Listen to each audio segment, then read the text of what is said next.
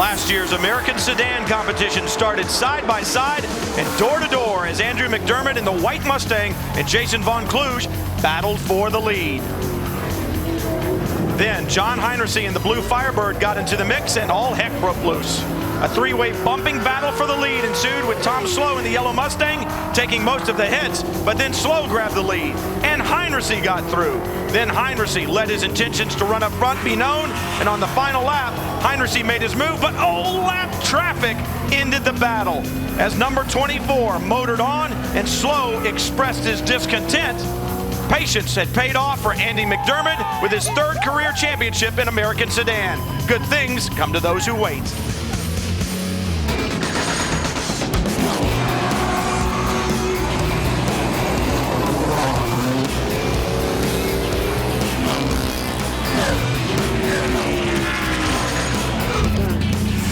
If you like big horsepower, then you're going to love American Sedan. You know, anytime you come to the runoffs and you've got 3 national championships to your credit, you've won your division and you're undefeated on the season, you got a lot of confidence going for you. And that's exactly what Andy McDermott has going, as well as a very potent Mustang. He's going to see if he can repeat and make it 4 national championships here in 2008. But Michael Lavigne has a Mustang too and a divisional championship. Every year he comes to the runoff, he gets better and better. Last year was his best season to date, and he's looking to improve on that. Sight set squarely on the podium, and the middle step at that. Dorsey Schrader has more. Well, Brian, if you believe in a home track advantage, then you have to believe in Jim Wheeler in this Firebird. You see, Jim, this is his home track, and he's a driver instructor here at Heartland Park. With that being said, many, many miles around here, 4 wins, including one at this racetrack this year. Now, Thomas Himes, he's already won the Southwest Division in this Ford Mustang, and he's no stranger to winning. He's won 4 races this year, but look at the win stickers on the side of this car. No coincidence that this car gets in victory lane a lot. He thinks that his best chance of winning might be if it should rain this weekend. Now, John Heinrichsey and his Firebird, what can you say about John? 11-time national champion. Now, you don't win national championships by mistake, so you can't count John out. Can't count any of these guys out. Who's going to win today? We're about to find out. It was 45 years ago that the competitors in the SCCA first gathered to crown national champions at one event, the SCCA National Championship Runoffs. And for the 3rd year in a row, the clash between racers from around the country will take place at the very impressive Heartland Park Topeka Road Course just outside Topeka, Kansas. Over 500 drivers in total will battle this week for the title of champion in 25 different classes. But for now, it's the Thunder of American Iron that takes to the track. The scrap for the gold in American Sedan is up next. Hello everyone, I'm Brian Till along with Dorsey Schrader, Chris Neville, and Mike Johnson down on pit road. Much better weather than we had last year. Dorsey, take us around for a dry lap of Heartland Park. 14 corners here, Brian, 2.5 miles long, and when you get down to turn 1, 2, 3, 4, 5, 6, a lot of room for bumping and banging back there. Then it's up the long back straightaway. When you get to this part of the racetrack, these big American sedans are going to have a tight way to go. One by one to be the best way. Well, you talk about this racetrack, let's talk about the class. We said Big Iron, American Thunder.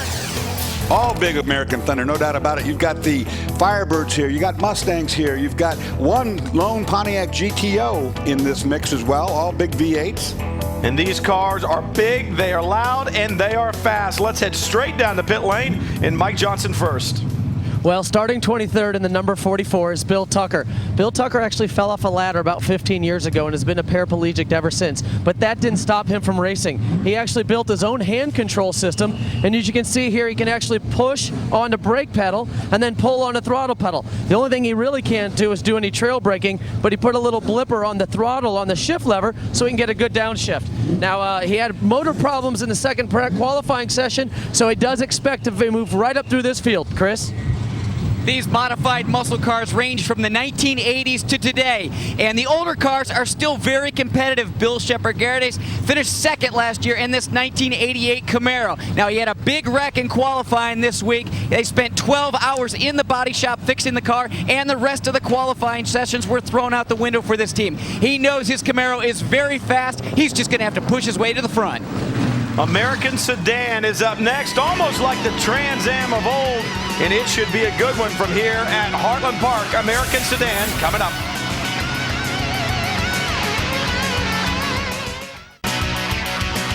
the 45th running of the SCCA National Championship Runoffs from Heartland Park in Topeka, Kansas. Somewhat of a cloudy day, but American Sedan will thunder around this racetrack. Maybe it's fitting that we'll have the thunder of American Iron. While we have clouds in the sky, at least it is not wet like it was in 2007. A dry racetrack for these 23 competitors. See the field right now behind the pace car. Take a look at the starting grid. John Heinrichsey, 11 national championships, Dorsey. Got to be picked as one of the favorites, and Andy McDermott going for that Triple Crown. Yeah, and last year's champion, too, Andrew McDermott and his Mustang. Michael Lavigne going to be strong. Jason Von Kluge doing well as well. 1, 2, 3, 4, 5, 6, 7 divisional champions in the field this weekend. So a lot of talent, very deep. Also 3 runoffs rookies as you look through the second 10. One of those runoffs rookies back in 20th, Andrew Brown. Also Tim White in the 18th position. Tom Himes and John Lechner each have divisional championships. And then the final 3 on the grid. We'll also have a couple of in-cars for you today. The first one will be the number 5 car of Mitchell MOHLER, who is a runoffs rookie. You see MOHLER there. He'll roll up in the 21st position in his Chevrolet Camaro. He'll bring us some good shots from further back in the grid, and then we'll move forward to the number 77 of Richard Jones. You see the number 5 there of Mitchell MOHLER. The 77 of Richard Jones in the 9th position right now. He finished 7th in 2007. So Richard Jones is going to be right in the thick of it in his Ford Mustang. If you like V8 Thunder, you're going to love this class. These cars sound good, look good, and they tend to want to rub on each other a little bit. Well, let's head back down to the pits for some of the last-minute stories that I'm sure Chris Neville has. Well, guys, when you talk about that great battle of Chevy versus Ford, it always turns into a discussion about horsepower. And Jason Von Kluge is hoping that that Ford horsepower can push him into his first national championship. Earlier this year, he had a massive wreck at Mid-Ohio. They had to replace the front clip on that Ford Mustang, and this is the first weekend that that car has been back to the racetrack. He said it's taken a few sessions to get it back underneath him, but the car's in good shape, and he thinks he can go to the front. Mike? Well, you know, one guy we haven't even talked about today is Sean Gray. He's starting second. He is the son of national champion and pole sitter Bill Gray. He's stuck right between 2 big national champions. He was actually quickest, the only driver to get into the 45s after the second qualifying session, but Heinrichsey, the 11-time national champion, nipped him on that 3rd qualifying session. Also, the Grays gave their motor to Bill Tucker, so now they're actually in their backup motor at the start of this race. Well, it's Pontiac Firebirds up front. We talked about the talent and the experience that John Heinrichsey in that blue Pontiac Firebird has, and you look outside and Sean Gray and you go, man, a world of difference in experience, but not in speed, because Gray certainly putting the time in qualifying. One thing for sure, Brian, with this much horsepower underneath the hood, you can abuse your tires. And there's a tire battle going on here. There's Kumho tires, there's Hoosier tires, Goodyear, etc. But with that kind of horsepower and the weight of this vehicle, you have to be in a tire management mode. Well, that's just it. I mean, these cars are not only fast, but they are heavy as well. Not only tires, Dorsey, but what about brakes? Brakes, too, particularly on this end of the circuit where they're at right now. It's really heavy braking over here, slow end. They call it the autocross end. It's just one end is wide open, and the other end is very, very tight. And this, of course, is the tight end. We've seen very lightweight sports cars here this weekend. This is race number 21. They are very nimble through this section, Dorsey. The weight of these cars, a little sluggish, a little slower to respond, but it doesn't mean that these guys aren't going to be going for it side by side. They'll be through this tighter section of the racetrack. They'll be sliding all over the place, and the bumping and bagging is about to start. You want horsepower, you want speed, you want acceleration, you're about to get it as American Sedan flashes onto the front straightaway, and this field kind of gets stacked up. Heinrichsey bringing him down slow, looking for the torque of that Pontiac engine, and they are on it. You see the bumpers rise under acceleration. We are racing in American Sedan.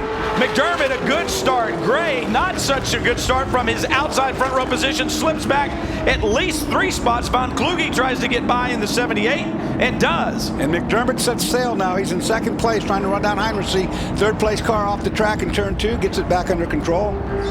Heinrichsey leading early. It was Sean Gray that was off the outside of turn 2. Did a good job of managing the horsepower, not getting turned more sideways. On board, a little further back in the pack, that is the number 5 of Mitchell MOHLER in 21st. It looks like it's a lot of traffic on the freeway, but all of this traffic has big horsepower. Right in front of him, the number 23, Fred Heatherwick. This is the wide open end of the racetrack, so imagine what it's going to be like on the tight side. Working their way through here. You saw the second place of Sean Gray has shifted well back. He lost several positions there at the start. Look at this battle. You talked about rubbing. They're doing plenty of it right now. This is turn 8 coming off the back straightaway. It's your other onboard. The 77 car's running 10th place. Richard Jones behind the wheel as he gets down here into where it gets really tight. This is the tight section of the racetrack, what they call the autocross course. Just went through turn 10. Now he's got 11, the right-hander. And these big cars, you know, they really have to manage the car for this tight stuff because they don't, with the weight of the vehicle, you can see how much they roll over in the corner. And that's where that will really wear on the tires, isn't it, Dorsey? From one side to the other and back and forth, just grating across the tires. On board with Mitchell MOHLER as he heads through the tighter sections of the racetrack. The right-hander, turn 13, the left, 14, onto the drag strip here at Heartland Park. Kyle Watkins leads this pack in the older style Mustang. One of the new style Mustangs trying to come through, the 78. That's Von Kluge right there. Oh, and a problem for Watkins. Trouble. Comes back up. Good job of getting that under control before he re-entered the racetrack. Well, it was Watkins on the very first lap who went off at the exit of 1. He's got a radio. He's gone off now, or at the exit of 2, I should say, and now he's off at the exit of 1. We had thought it might have been Sean Gray, but indeed it was Watkins. Looks like he just doesn't get to the apex, trying to keep Von Kluge behind him, doesn't get to the apex and can't get the car turned. Well, he did get into turn. It's a little downhill run right there. I thought he was going to come back up on the racetrack and T-bone somebody. We'll get a better look at it here. Just loses grip, Brian. He's going to go right down through this grassy area, and there's right there he goes through a little valley. I thought he was going to jump back up on the racetrack and get somebody, but he didn't. But Dorsey, didn't he do the right thing? Oh, and a problem now for Watkins. It looks like the car has lost its fire. Corner workers pushing him out of the way. But Dorsey, like I was going to say, didn't he do the right thing? He got in there, realized he had a problem, and instead of keeping the wheel turn, he straightened his hands out so he could get on the brakes, try to get that car stopped. So problems for Watkins, but they could have been much larger. Good job, and right now the good job being done by John Heinersee to lead, but Dorsey's not that far back. And Heinersee was just 2 wheels off the road back there, so you can tell he's trying really hard. McDermott says his car is exceptional this year, and he has had a perfect season. 5 for 5 on board with Mitchell MOHLER here in the American Sedan National Championship runoffs from Heartland Park, Topeka. A long way yet to go.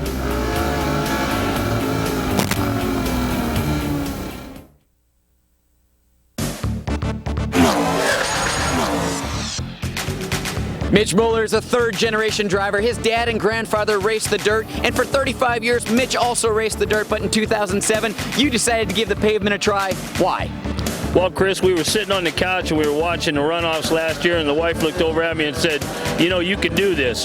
So we went out and purchased a car, and here we are 11 months later just living the dream, and it's wonderful. And what's the difference between racing on the dirt and racing with the SCCA? Well, you know, it's a family atmosphere, and everybody tries to help each other out.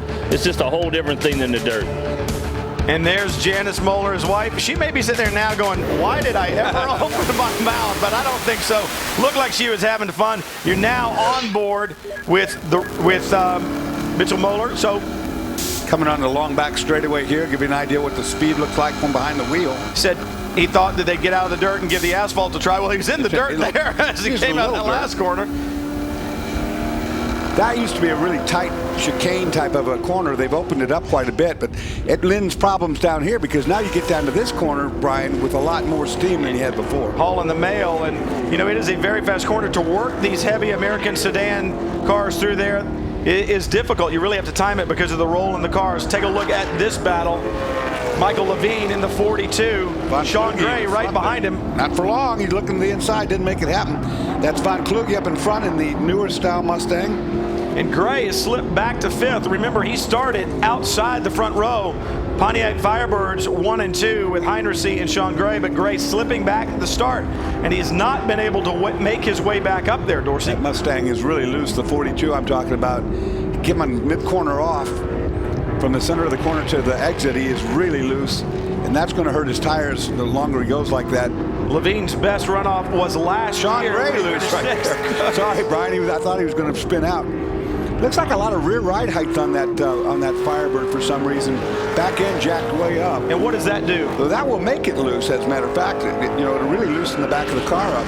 Running that much rake, he's got the nose pinned down, the back up in the air. So when you brake, the nose is always going to drop more, the back's going to hike up, and he's going to get directional for the corners. A quick direction change, probably.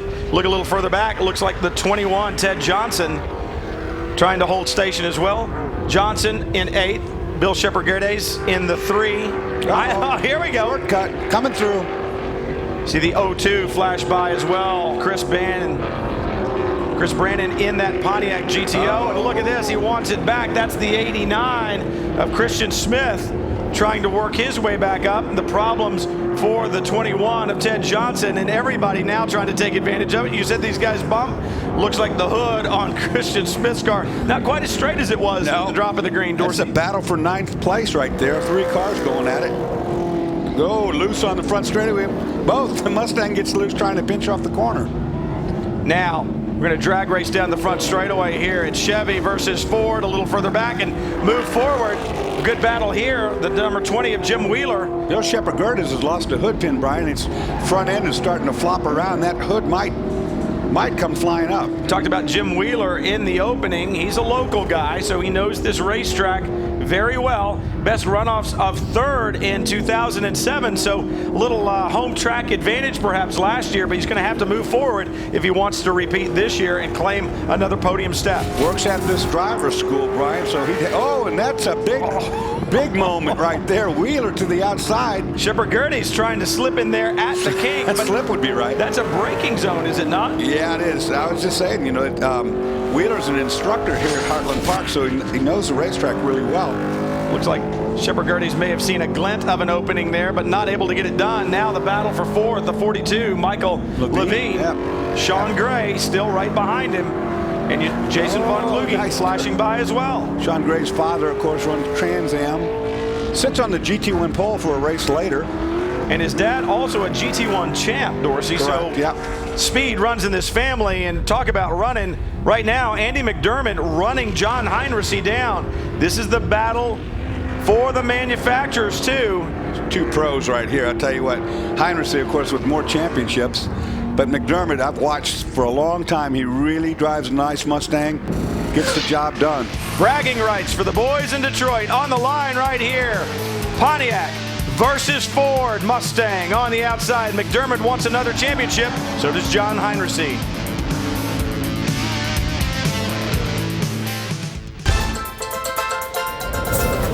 Throughout the year, drivers prepare, plan, and race with one goal in mind: a shot and an invitation to the SCCA National Championship Runoffs. Once you've made it here, the struggle is just beginning. At Heartland Park, Topeka, they'll fight for the title of National Champion. On track now, 18 laps of thunder in the form of American Sedan, and it has been a barn burner since the drop of the green.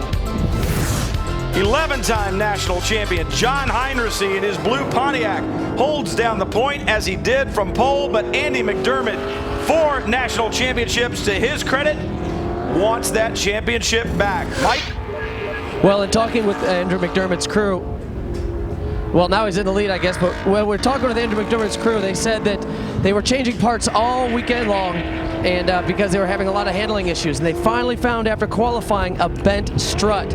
Now, obviously, that's come together, and the car's working very good for him. Well, you see the lead changes back and forth. I said 4 national championships for Andy McDermott. I should have said 3.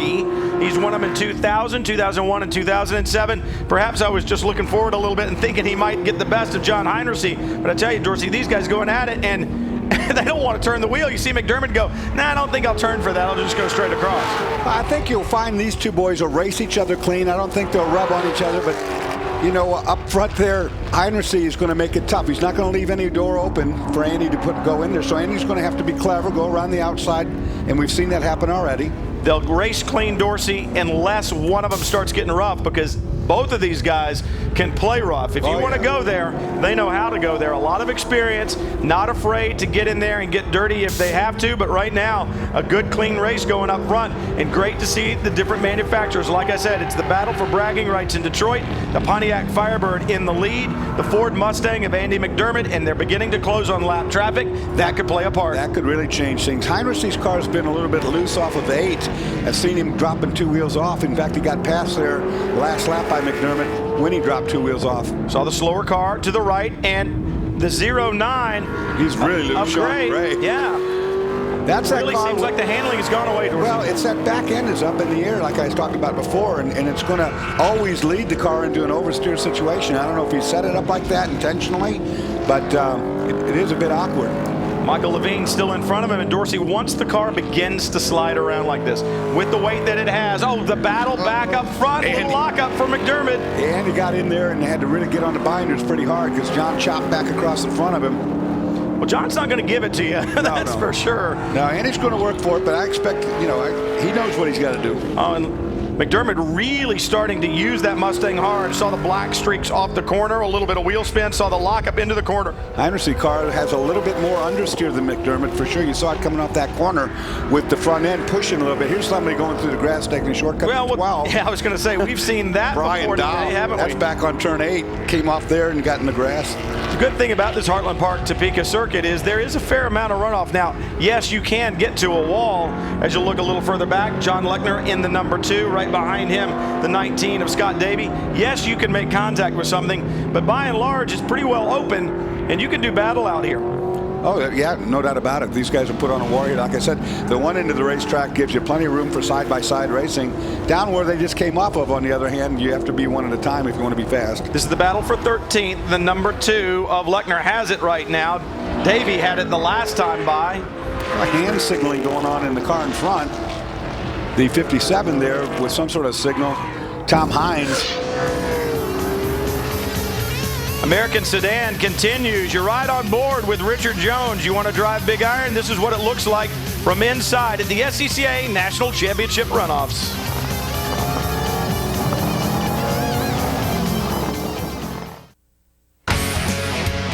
The SCCA National Championship Runoffs on speed at the drop of the green in American Sedan.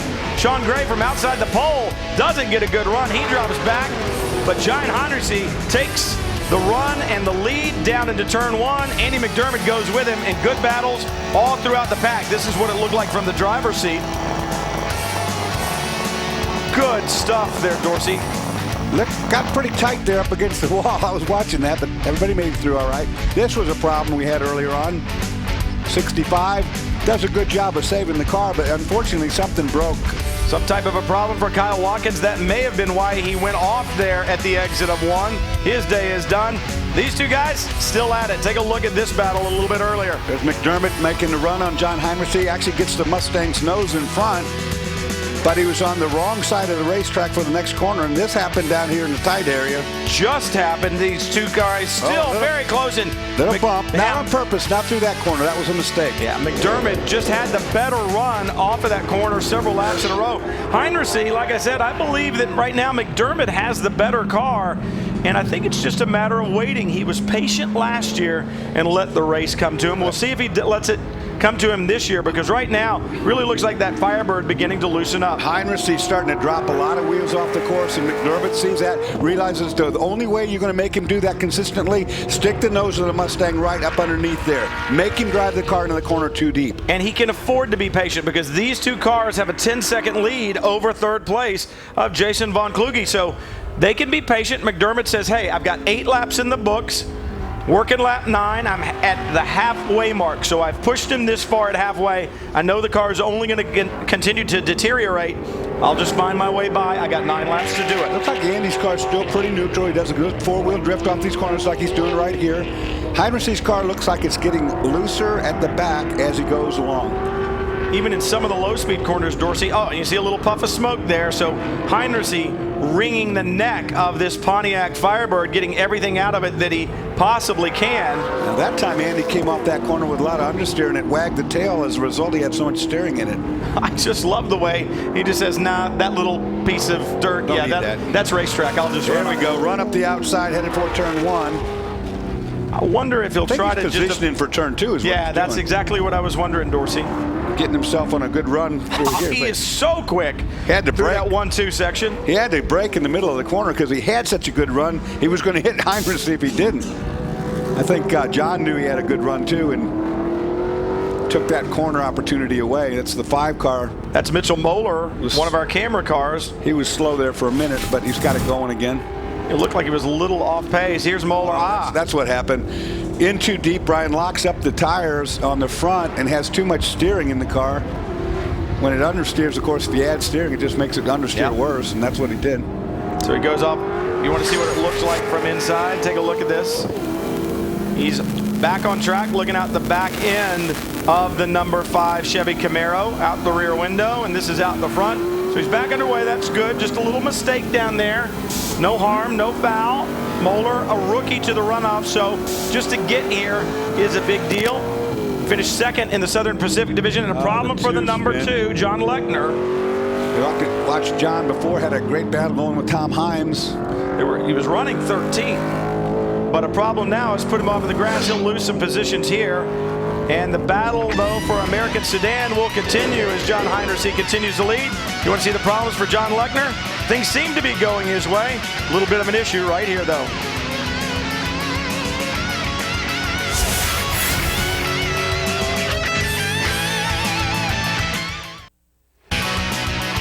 The SCCA National Championship Runoffs.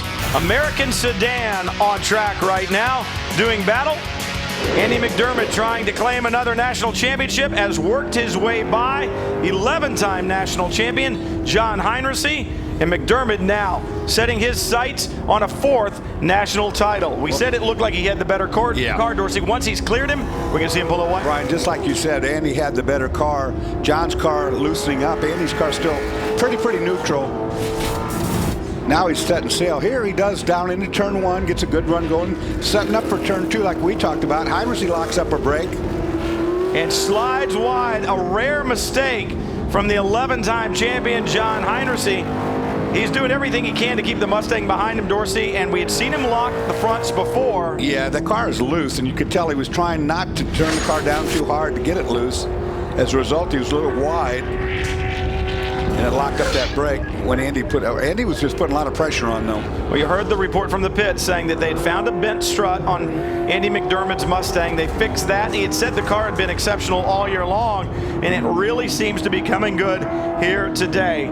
Cloudy skies, but that will not dampen the spirits at all, I should say, of Andy McDermott. If he can claim his 4th national championship, it will be a blue sky day for him for sure. I'm surprised Heinrichsey's off his tires at the halfway mark. He's really good at managing them.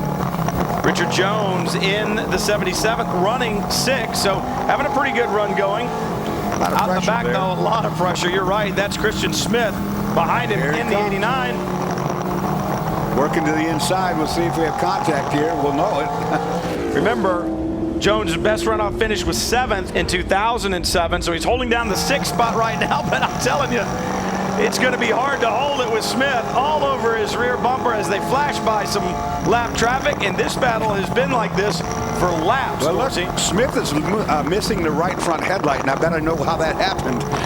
He's obviously not afraid to get in there and mix it up, but you see Richard Jones still managing to hold on, and a problem for the 27, a big one. This is a big wreck. Andrew Brown in his Chevrolet Camaro has made significant contact with the wall. Right rear wheel is broken off. Right front.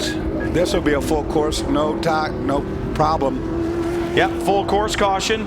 Big hit there. I don't know where that is on the racetrack. Let's take a look and see. I think it's turn 8 and 9, the very high-speed section. Something break on that car, Dorsey? That wheel could have broke before. I'm not sure. That's one of those side impacts I told you about. Are really bad. When you hit something pancake side, there's no dissipation of energy. Well, that's a good point. When you hit something front or back, those crumple zones actually give and absorb the energy. So we're now under full course caution. The lead that Andy McDermott had is gone. That'll give John Heinersee a chance to cool his tires. But for Andrew Brown in the number 27, his day has come to a premature end. And, you know, Dorsey, it almost looked like something broke. The car came off of turn 8, went back through 9, the right-hander, and never turned. Yeah, he got loose in the middle, and I don't know. Take a look at it again. Watch the car. It gets a wiggle right here. It's loose. Oh, yeah, yep. Good call. And then it shoots across the racetrack, and he just couldn't get it stopped. Unfortunately, like I say, these side impacts, the car is just strong right there. Yeah, big impacts to the side, and without the crumple zone, like you said, the energy really sent right through the chassis, and unfortunate for Andrew Brown. Our thoughts are with him as we go full course caution. The safety workers tending to Andrew Brown on the track right now. Good to see that their response was very quick. Corner workers, you couldn't do it without them. They were right there on the scene to get things under control. And right now, the field in American Sedan under control of the pace car while Andrew McDermott continues to lead. We'll be back to Heartland Park.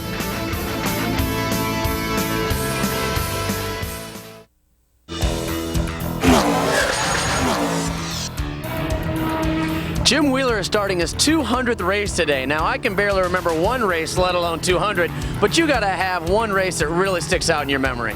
Well, there are a lot of them. Last year's podium at the Runoffs was great. One of my first races in A Sedan was here in a regional race, and there were 50 or 60 cars in various classes in the race. I was on the pole. When the green flag came out, my hood came up, and I pulled over on the front straightaway, got out, jumped on the hood, stuck a hood pin in from the trunk, and went out and ran the race. I caught everybody but one guy. And in fact, I rear-ended one guy just to get by him on the last lap. But that was a great race and a lot of fun. Most fun I've had in a race car. Well, this career started in 1975 when Dorsey was one of his instructors. And that actually sounds like something Dorsey would have done, too, in a race if he had the chance. Well, it's amazing Jim Wheeler has gotten this far with Dorsey being one of his instructors. He said he got out of the car on the front straightaway. There is the 20. It is sitting still right now on the front straightaway, and the reason is we are under a red flag condition from here at Heartland Park, Topeka. Wheeler getting the belts back on. Yep, he's got a Hans device on. You saw it right there. He's putting his belts on. There's the rest of the field out on the front straight, red flagged. See the field lined up. Stop. Everybody can shut their engine off. You can't work on the race car. Drivers can sit there until. And the only thing you're really going to get out of it is cooler tires. I'll show you why we're under red flag conditions. You watch the cars coming through 8 and 9 here. The 27 of Andrew Brown got loose, and unfortunately this grass comes in here, has a huge impact on the wall. And Dorsey, as you said, you know, when you pancake it on the side, no crumple zones. So really that chassis and the driver inside take a lot of the brunt of the accident. So they have decided to red flag it and take the opportunity to get things cleaned up. Meanwhile, let's head down to Chris. Well, we're down here on the front straightaway where they've stopped the cars. Taking a look at Andy McDermott's Ford Mustang up here. Tires looking really good right now. Andy, you got this Ford Pony out front. You going to be able to stay out in front of John Heinersee? Well, we'll see what happens. John's pretty doggone fast, but my guys have got this thing running pretty good. So we've been struggling with suspension and front end grip all week, and we got it back finally. So it's running really good at this point. We'll see how it goes. Well, running really good. You're out front. Now, stopping in a race like this, having a little time to think about it, does that kind of screw up everything you were getting into and the focus? Nah, it's no big deal. This is just for fun and games, man. John and I are having a big time. I hope I can keep him off me, but we'll see how it goes. Big smiles up here in the 24 car. Mike? Well, John, Chris is up there talking to Andrew, your competitor, and he says, you know, right now he's pretty happy with the way things are going, and he'd really prefer it if you stayed back here. Is that going to be your plan? No, that's not my plan at all, but I can see why he'd feel that was a pretty good place to be. Yeah, he's in a good spot right now. This restart's going to be tough. We don't have many laps left, so we're going to have to push hard.